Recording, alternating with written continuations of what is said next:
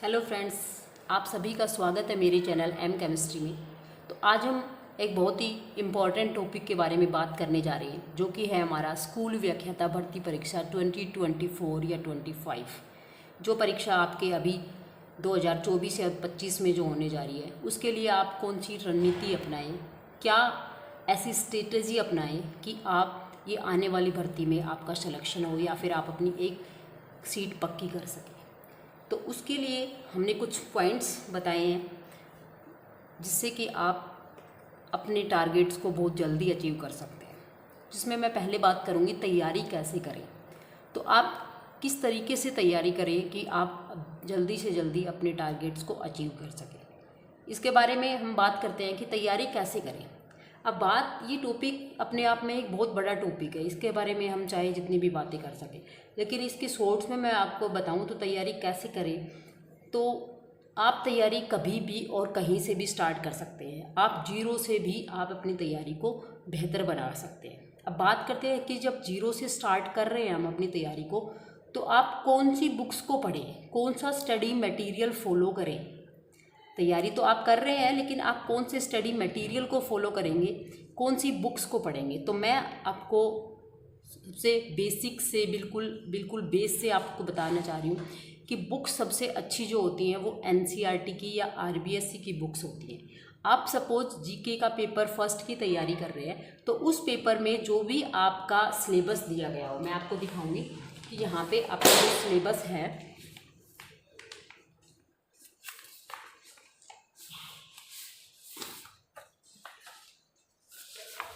ये देखिए, ये वाला सिलेबस है आपका।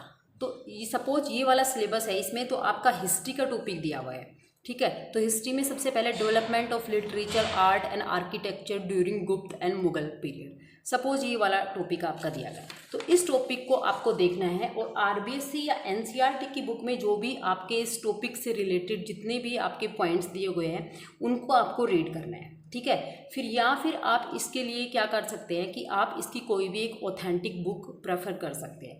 अब ऑथेंटिक बुक की बात करें तो आपको जो भी मार्केट में अवेलेबल है, कोई भी ऑथेंटिक बुक, वो आप प्रेफर कर सकते हैं, ठीक है। बाकी अगर रिकमेंड करूं आपको कोई एक बुक, तो पवन भवरिया सर की जो बुक आती है वो अपने आप में एक अच्छी बुक मानी जाती है, और मोस्ट ऑफ क्वेश्चन वहाँ से कवर अप भी हो जाते हैं। तो आप वहाँ से भी इसको कवर अप कर सकते हैं, ठीक है।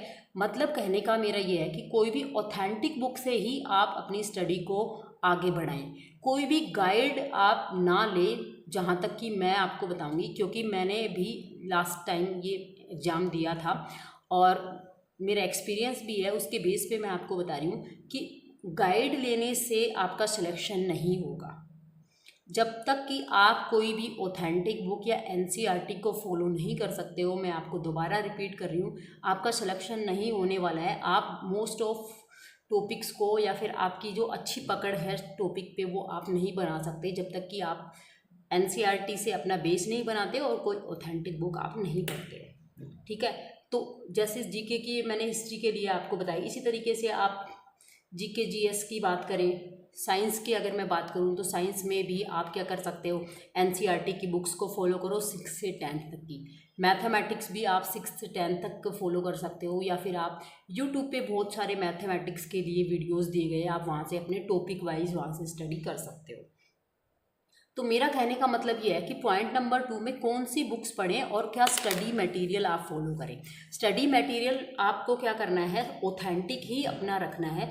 कोई भी आप किसी से भी आप नोट्स कॉपी कर लेना, या किसी से भी ये ले लेना वो ले लेना, पीडीएफ सेंड करवा लेना, इस तरीके से आपका सिलेक्शन नहीं हो पाएगा। मैं आपको दोबारा से बता रही हूँ, आपको सिर्फ और सिर्फ एनसीईआरटी और ऑथेंटिक बुक को रीड करना है, उसी से अपने शॉर्ट नोट्स बनाने हैं, ताकि आप लास्ट टाइम में अपने नोट्स को अच्छे से रिवाइज कर सको, ज़्यादा से ज़्यादा डाटा को आप अपने माइंड में फीड कर सको।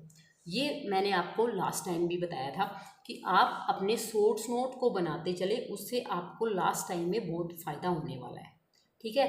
तो ये मैं आपको बता रही कि बुक्स बहुत ही मैटर करती हैं आपकी स्टडी में, आपके सिलेक्शन में बहुत बड़ा रोल इन्हीं का ही रहता है।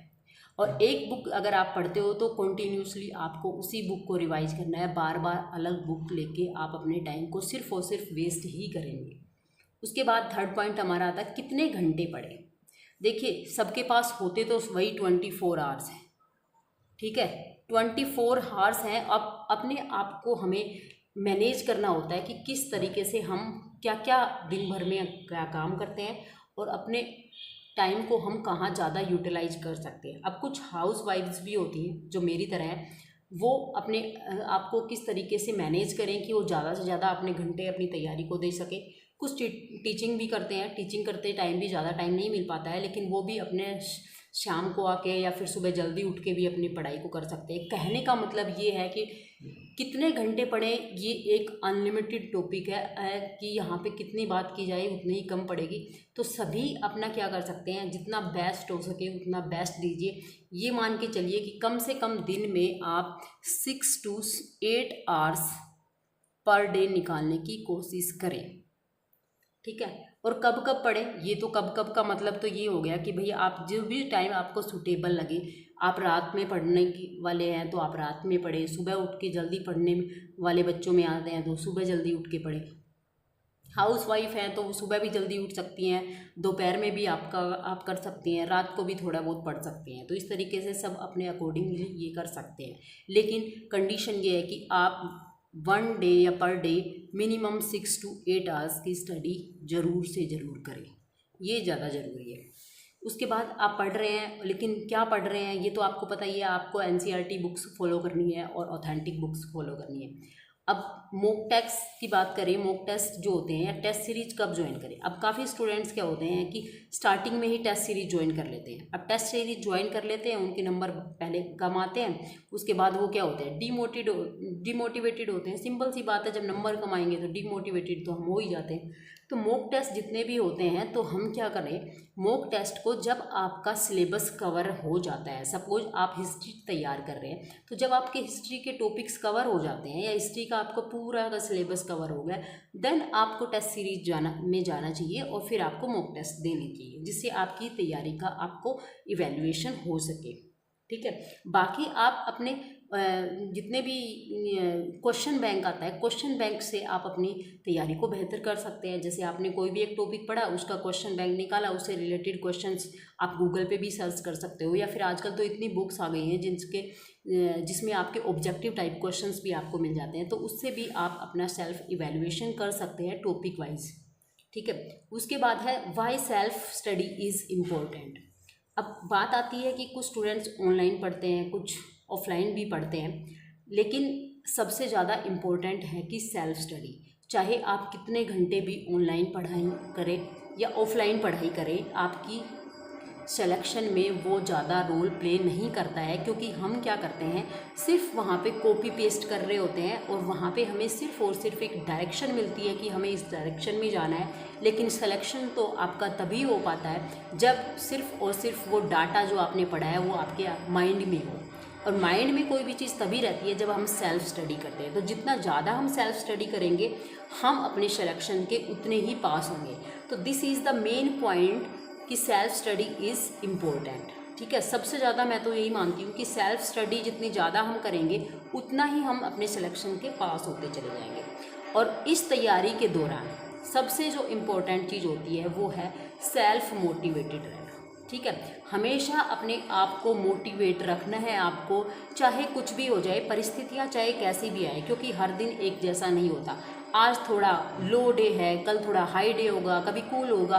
तो इस तरीके से आपको क्या होना है कि कभी भी डीमोटिवेट नहीं होना है, हमेशा अपने आप को मोटिवेटेड रखना है। चाहे उसके लिए आप कोई मोटिवेटेड लेक्चर देख सकते हैं, या कोई बुक रीड कर सकते हैं, या फिर कोई भी तरीका आप उसके लिए अपना सकते हैं। और आपको हमेशा नेगेटिव पीपल से हमेशा दूर रहना है, जो आपको हमेशा ये कहे कि नहीं ऐसा नहीं होगा, नहीं ऐसा नहीं कर पाओगे, ये नहीं होगा, अभी तो परीक्षा में बहुत टाइम है, अभी से क्यों पढ़ रहे हो, अभी क्या ज़रूरत है, अब की बार तो भर्ती आएगी ही नहीं, अभी इलेक्शन आ गया, अब ये हो गया। तो आपको इन चीज़ों पे ध्यान नहीं देके सिर्फ अपने आप को मोटिवेट रखना है, और हमेशा या फिर अपने डेली टारगेट्स को क्या करना है, अचीव करना है। डेली टारगेट्स अचीव करने के लिए आपको क्या करना पड़ेगा, सबसे पहले अपना एक डेली प्लान बनाना पड़ेगा आपको। जब आप उस डेली प्लान को डेली फॉलो करोगे, डेली उसको कंप्लीट करोगे, तो आप अपने आप में एक मोटिवेटेड फील करोगे कि हाँ मैंने इतना काम करना था और इतना मेरा आज हो गया है। तो अपने आप में एक सेल्फ मोटिवेशन है ये, ठीक है। तो इस तरीके से आप अपने आप को मोटिवेट रख सकते हो और आपको हमेशा नेगेटिव पीपल से हमेशा दूर रहना है, ठीक है। उसके बाद आता है हमारा last point, be consistent to your study is the key to success.